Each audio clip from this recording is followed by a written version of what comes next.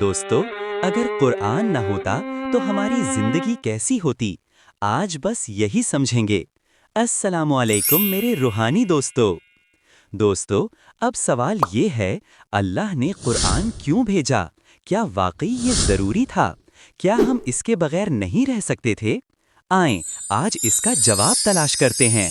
آپ کو ایک اندھیری رات میں ایک نامعلوم جنگل میں چھوڑ دیا جائے، کوئی روشنی نہیں، کوئی راستہ نہیں، آپ کیا کریں گے؟ بالکل یہی حال انسان کا ہے اس دنیا میں۔ ہم نہیں جانتے ہم کہاں سے آئے، ہمارا مقصد کیا ہے، ہمیں کہاں جانا ہے۔ پھر اللہ نے قرآن بھیجا، وہ نور جو اندھیروں کو چیر دے، وہ روشنی جو صرف راستہ نہیں دکھاتی، زندگی بدل دیتی ہے۔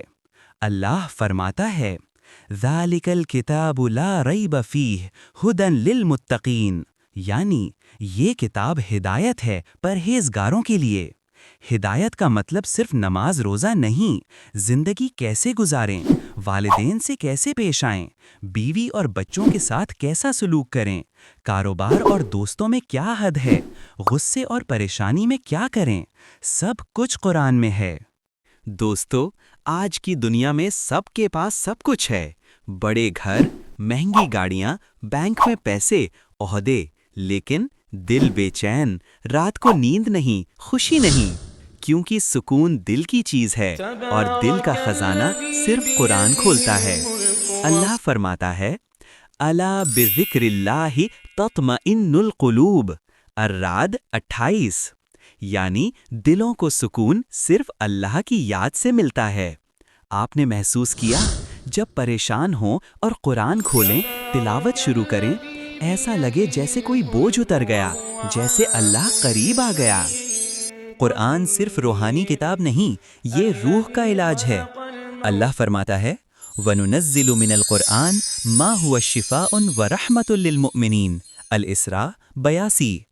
کتنے لوگ ہیں جو پریشانی، ڈپریشن یا برے اعمال میں مبتلا تھے، قرآن نے انہیں راستہ دکھایا، دل کو سکون دیا اور توبہ کی طرف لے آیا۔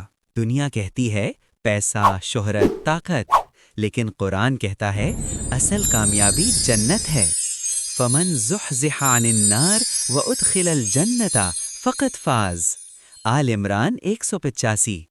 قرآن نے بتا دیا جنت کیسے پائی جائے، اللہ کیسے راضی ہوں گے، کن کاموں سے بچنا ہے۔ دنیا شارٹ ٹرم کامیابی دیتی ہے، قرآن ہمیشہ کی کامیابی دیتا ہے۔ اللہ ہم سب کو قرآن کو سمجھنے اور اس پر عمل کرنے کی توفیق دے، آمین۔